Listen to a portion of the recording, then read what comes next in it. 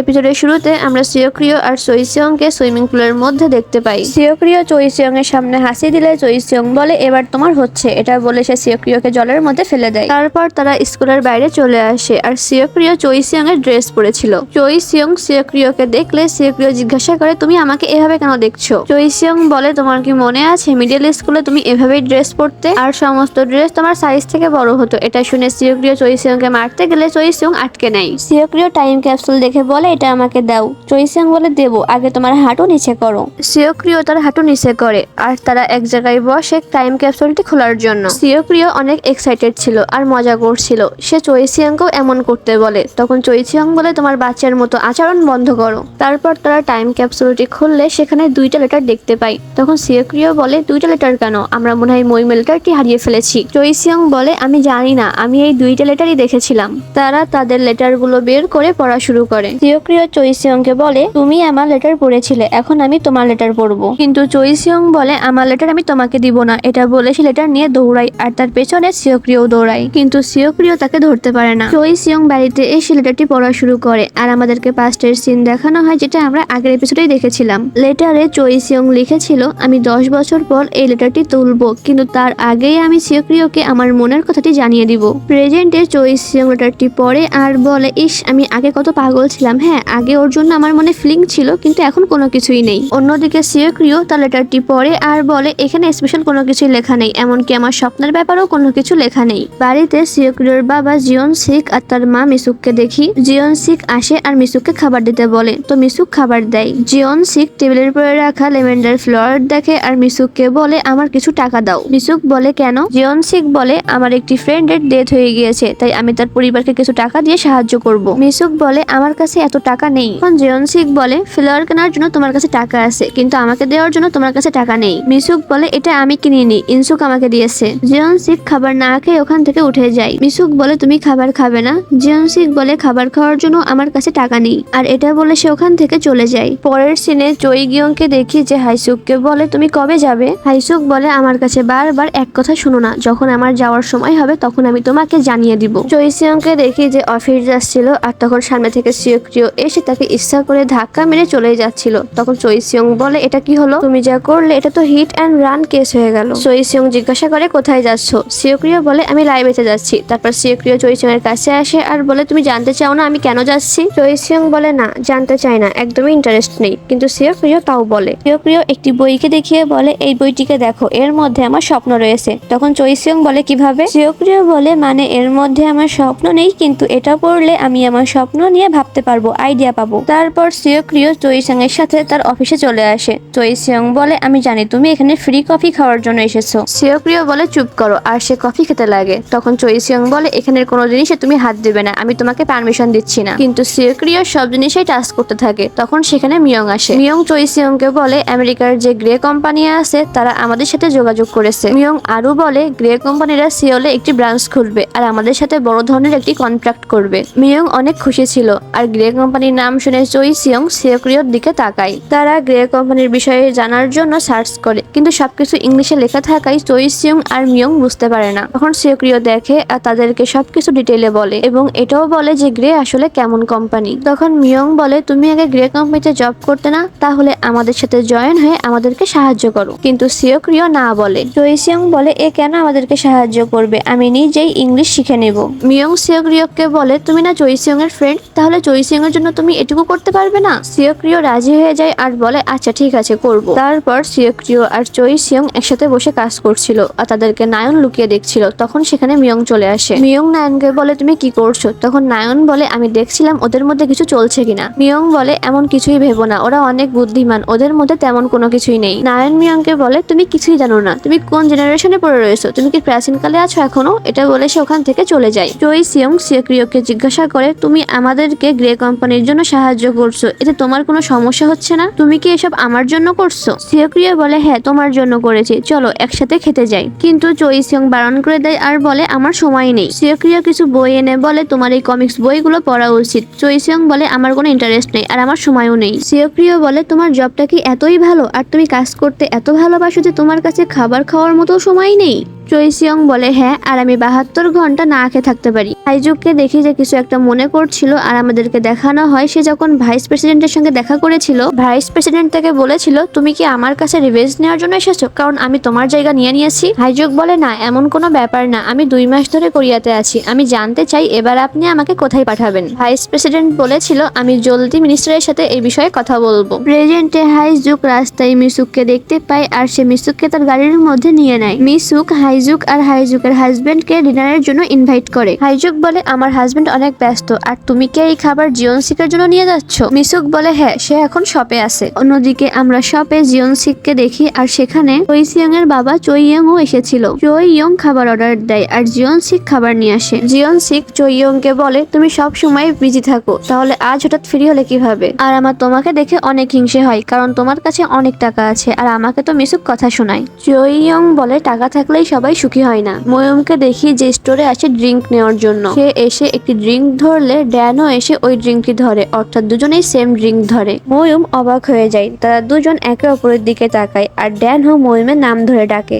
আর এটা শুনে ময়ূম বলে তুমি কিসে যে আমাদের বাড়ির পাশে এসেছো আর আমাদেরকে রেগুলার রাইস কেক খাওয়ার জন্য দাও? ড্যানও হাসে আর বলে হ্যাঁ, আর তাকে ড্রিঙ্কটি ছাড়ার জন্য বলে। ময়ূম বলে আমি ড্রিঙ্কটি ছাড়বো না, আমার এই ড্রিঙ্কটি চাই। ড্যানও বলে আমার ওই ড্রিঙ্কটি চাই। তখন সেখানে চৈসিয়ং আর সিওক্রিও চলে আসে। তারপর তারা 4 জন একসাথে বসে গল্প করে। চৈসিয়ং ড্যানহোকে বলে তুমি এখানে চলে এসেছো তার জন্য আমি খুশি হয়েছি। ময়ূম চৈসিয়ংকে জিজ্ঞাসা করে ড্যানহো কি সত্যি রিপোর্টার? চৈসিয়ং বলে হ্যাঁ, তোমার কি প্রমাণ লাগবে? ময়ূম বলে না, তার কোনো দরকার নেই। ড্যানহো ময়ূমের ড্রিঙ্কের দিকে তাকিয়ে থাকে। তখন ময়ূম ড্যানহোকে বলে এই ড্রিঙ্কের জন্য তোমাকে ধন্যবাদ। ড্যানহো বলে আমি তোমাকে এই ড্রিঙ্কটি দিয়েছিলাম না, আমি যখন চৈসিয়ংকে হ্যালো বলছিলাম তখন তুমি আমার কাছ থেকে এই ড্রিঙ্কটি নিয়ে নিয়েছিলে। চৈসিয়ং ড্যানহোকে জিজ্ঞাসা করে আগে তুমি কোথায় থাকতে? ড্যানহো বলে আমি আগে আশেপাশেই থাকতাম, আর বলে আমার কিছু কাজ আছে। এটা বলে সেখান থেকে উঠে চলে যায়। ময়ূম চৈসিয়ং আর সিওক্রিও একসাথে বাড়ি আসছিল।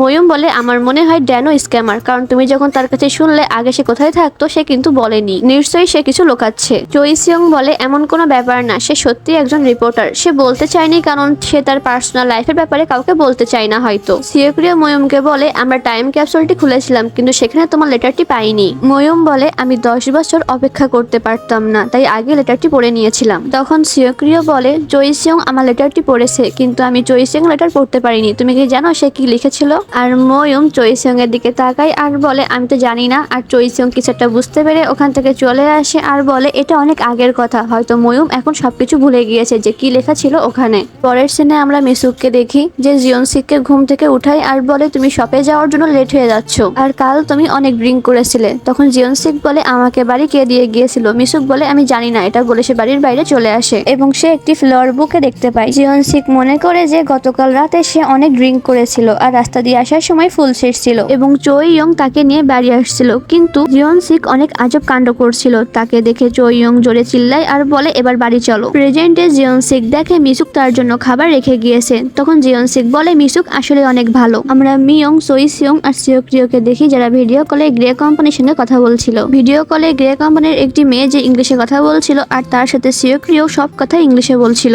কথা শেষ হয়ে গেলে মিয়ং সিওক্রিওকে এই সব কিছুর জন্য ধন্যবাদ দেয়। তখন চৈসিয়ং মিয়ংকে বলে তোমরা এত ক্লোজ কবে হলে? মিয়ং বলে আমি অনেক ফেমাস, আমার ইনস্টাগ্রামে অনেক ফলোয়ার, আমি আর নায়ন একে অপরকে ফলো করি, কিন্তু নায়নের আরেকটি অ্যাকাউন্ট আছে, জানি না সেই অ্যাকাউন্টে সে কি পাবলিশ করে, আর সেখানে আমি অ্যাড নেই। মিয়ং সিওক্রিওকে জিজ্ঞাসা করে যে তুমি জব কেন ছেড়ে দিয়েছিলে, কিন্তু মিয়ং এর কাছে কল আসলে মিয়ং আর চৈসিয়ং ওখান থেকে চলে যায়। পরের সিনে দেখতে পাই ড্যানহো তার বাড়ি থেকে বের হচ্ছিল। সে দেখতে পাই জেসুক বের হচ্ছে কিছু জিনিস নিয়ে। সে জেসুকের কাছে আসে আর বলে আমি সাহায্য করে দিচ্ছি। জেসুক বারণ করে, কিন্তু ড্যানহো বলে আমিও ওইদিকে যাব। ময়ূমকে দেখতে পাই যে ড্যানহোর প্রোফাইল দেখে আর বলে এ কি সত্যি রিপোর্টার? তখন ওখানে একটি বাচ্চা মেয়ে কিছু একটা করছিল। তখন ময়ূম বলে আমি কি তোমাকে সাহায্য করব? কিন্তু মেয়েটি বারণ করে দেয় আর বলে আমার বাবা বলেছে কোনো স্ট্রেঞ্জারের কাছ থেকে হেল্প না নিতে। ড্যানহো সব জিনিস জেসুকের অফিসে নিয়ে এসেছিল। তখন সেখানে মিচুক চলে আসে আর মিচুক জিজ্ঞাসা করে এই ছেলেটিকে। জেসুক বলে এ আমাদের প্রতিবেশী যে নতুন শিফট হয়েছে, আর সে একজন রিপোর্টার, সে অনেক ভালো এবং সভ্য ছেলে। ড্যানহো মিচুককে হাই বলে ওখান থেকে চলে যায়। মিচুক বলে এই ছেলেটিকে দেখতে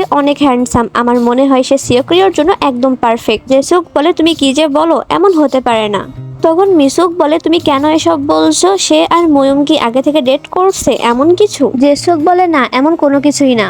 আর সে ড্যানহোর ব্যাপারে মিসুককে কিছু বলতেই যাচ্ছিল, কিন্তু মিসুকের কাছে কল চলে আসে আর সে কিছু না শুনেই ওখান থেকে চলে যায়। ময়ূম ওই বাচ্চা মেয়েটিকে আবার দেখতে পাই। তখন সে ওই মেয়েটিকে খাবার দিলে বাচ্চা মেয়েটি বলে না, বাবা বলেছে কোনো স্ট্রেঞ্জারের কাছ থেকে খাবার না নিতে। ময়ূম তাকে আবার চকলেট দিতে গেলে বাচ্চা মেয়েটি বলে আপনি আমাকে এসব দিয়ে কিডন্যাপ করার চেষ্টা করছেন না তো, দাঁড়ান আমি এখনই পুলিশকে কল দিব। এটা বলে সে পুলিশকে কল দিতেই যাচ্ছিল, কিন্তু ময়ূম তাকে থামায়। ময়ূম তাকে বলে যে তুমি যা ভাবছো তা না, আমি প্যারামেডিক টিমে কাজ করি। চই সিয়ংকে দেখি যে অফিসে কাজ করছিল, তার কাছে সিওক্রিও আসে আর রেগে জোরে চেঁচিয়ে বলে চলো খাবার খেতে যাই। সিওক্রিও বলে সে তো ঠিক আছে, কিন্তু তুমি এত রেগে আছো কেন? সিওক্রিও বলে কারণ গ্রে কোম্পানি আমাদের সাথে কাজ করবে না, তারা অন্য কারোর সাথে কাজ করবে। চই সিয়ং বলে তুমি কি এই ব্যাপারে মিয়ংকে বলেছো? সিওক্রিও বলে না, এখনো বলিনি। চই সিয়ং বলে এখনই বলো না, আমার এখনো আশা আছে গ্রে কোম্পানি আমাদের সাথেই কাজ করবে।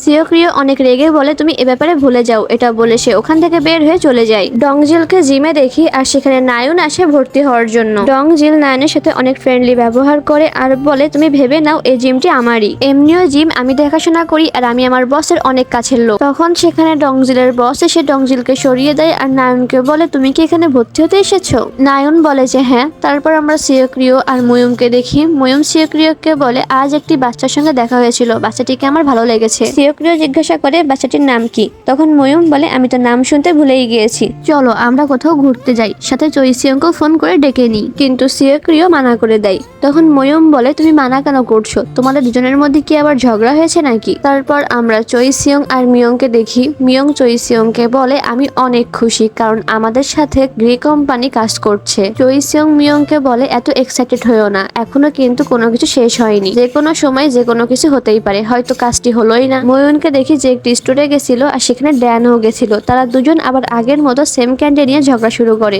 সেখানে সব ওয়ার্কার এসে তাদের আলাদা ক্যান্ডি দিয়ে ঝগড়া করতে বারণ করে। তারা বাইরে বের হয়ে আসে আর ড্যানও ময়ূমকে বলে তোমার কি লিফট দরকার? ময়ূম বারণ করে দেয়। তারপর ড্যানও ওখান থেকে চলে যায়। ড্যানহোকে দেখি যে বাড়িতে এসে ঘর গোছাচ্ছিল আর একটি ছবি দেখছিল। আমরা দেখতে পাই সেখানে চই সিয়ং এর ছবি ছিল, সাথে সে আরেকটি ছবিও দেখে। চই সিয়ংকে অফিসে দেখি যে সিওক্রিওর দেওয়া গাছটিতে জল দেয় এবং সে একটি ছবি দেখে যেটা ড্যানহো দেখছিল আর সেখানে চই সিয়ং আর সিওক্রিও ছিল আর এই ছবিটি ড্যানহো তুলে দিয়েছিল। তারপর মিয়ং আর চই সিয়ং মিটিং এর জন্য রেডি হয়। মিয়ং বলে সিওক্রিও কোথায়? চই সিয়ং বলে সে হয়তো আসবে না, কিন্তু সিওক্রিও মিটিং এ যাওয়ার জন্য সেখানে চলে আসে। তারা মিটিং এর জন্য একটি কোয়ার্টারে গিয়ে অপেক্ষা করছিল। তখন সেখানে গ্রে কোম্পানির কিছু লোক আসে। তাদের মধ্যে একজনের নাম ছিল গ্রেস আর সিওক্রিও আর গ্রেস একে অপরের দিকে তাকায়। মিটিং শুরু হয়। সেখানে গ্রেস আর গ্রে কোম্পানির কিছু লোক তারা ইংলিশে কথা বলছিল। তারা সিওক্রিওর ব্যাপারে কথা বলছিল, কিন্তু সিওক্রিও কিছু বলে না, চুপ করে থাকে। ওখানে মিয়ং আর চই সিয়ংও ছিল, কিন্তু তারা কোনো কথা বুঝতে পারে না। সিওক্রিও মনে করে যে সে যখন গ্রে কোম্পানিতে জব করতো তখন গ্রেস তার সঙ্গে প্রথম অনেক ভালো ব্যবহার করত, কিন্তু সিওক্রিওর পেছনে তাকে নিয়ে গ্রেস অনেক আজে বাজে কথা বলতো। প্রেজেন্টে সিওক্রিও এসব কথা মনে করে জল খেতে যাচ্ছিল, কিন্তু সে খেতে পারে না, সে পড়েই যাচ্ছিল। তখন চই সিয়ং এসে তাকে ধরে নেয়। চই সিয়ং জিজ্ঞাসা করে তুমি ঠিক আছো তো? সিওক্রিও বলে হ্যাঁ আমি ঠিক আছি, আমাকে ওয়াশরুমে যেতে হবে। এটা বলে সে ওখান থেকে চলে যায়। বাইরে দাঁড়িয়ে সবাই সিওক্রিওর জন্য অপেক্ষা করছিল। সিওক্রিও আসে আর সেখানে গ্রেস দাঁড়িয়ে ছিল। গ্রেসকে দেখে সিওক্রিও তাকে ইগনোর করে চলেই যাচ্ছিল, কিন্তু গ্রেস তাকে দাঁড় করায়। গ্রেস সিওক্রিওকে অনেক আজে বাজে কথা বলে আর সিওক্রিওর মাথায় হাত দিতেই যাচ্ছিল। তখনই সেখানে চই সিয়ং চলে আসে আর গ্রেসকে ধাক্কা মেরে তার কলার ধরে আর তাকে জিজ্ঞাসা করে তুমি সিওক্রিওকে কি বলছিলে? গ্রেস বলে তুমি কিছুই বুঝতে পারবে না। সিওক্রিও ঝগড়া থামানোর জন্য চই সিয়ংকে নিয়ে দূরে সরে যায়। তখন গ্রেস বলে আমি তোমাদের বিরুদ্ধে কোম্পানির কাছে কমপ্লেইন করব, দেখবো তোমরা কি করে এই প্রজেক্টটি পাও। সিওক্রিও বলে প্লিজ এমন করো না, এসব কিছু আমার জন্য হয়েছে, ওদের কোনো দোষ নেই। কিন্তু গ্রেস তাও শোনে না। তখন সিওক্রিও গ্রেসের মুখে একটি পাঞ্চ মারে আর বলে তুমি যদি আমাদের কোম্পানির সঙ্গে কোনো খারাপ কিছু করার চেষ্টা করো তাহলে আমার থেকে খারাপ কেউ হবে না। আর আমি জানি তুমি চুরি করো, তাই আমি তোমাকে নিয়ে বিভিন্ন এভিডেন্স কোম্পানির কাছে জমা দিব, তারপর দেখবো তোমার কি অবস্থা হয়। এসব বলে সিওক্রিও বাইরে চলে আসে। চই সিয়ং তার কাছে আসে। সিওক্রিও বলে আমাকে একা থাকতে দাও, এটা বলে সে চলে যায়। তারপর আমরা রাতে দেখি সিওক্রিও এক জায়গায় বসেছিল, সেখানে চই সিয়ংও আসে। সিওক্রিও চই সিয়ংকে বলে আমি আমেরিকাতে ভেবেছিলাম আমার জব চলে যাওয়ার পেছনের আসল কারণ হলো গ্রেস, কিন্তু আমার ধারণা ভুল ছিল। তোমার পরিশ্রম দেখে আর তোমাদের সকলের পরিশ্রম দেখে আমার মনে হচ্ছে হয়তো আমি ভুল ছিলাম, আমার ওখানে আরো ভালো করে কাজ করা উচিত ছিল। চই সিয়ং বলে তুমি কি পাগল হয়ে গিয়েছো? তোমাকে ওখানে হ্যারাস করা হতো আর তুমি ওই কাজ পছন্দও করতে না, তুমি একজন ভিকটিম হয়ে নিজের দোষ কিভাবে দিচ্ছ? সিওক্রিও বলে আমি জানি না। তখন চই সিয়ং বলে চলো তোমাকে একটা জায়গায় নিয়ে যাই আর তাকে সেই জায়গায় নিয়ে আসে। ওখানে এসে চই সিয়ং একটি তালা হাতে নেয় আর সিওক্রিয়কে বলে তোমার যার নাম পছন্দ না তার নাম এখানে লিখো। সিওক্রিয় বলে কেন?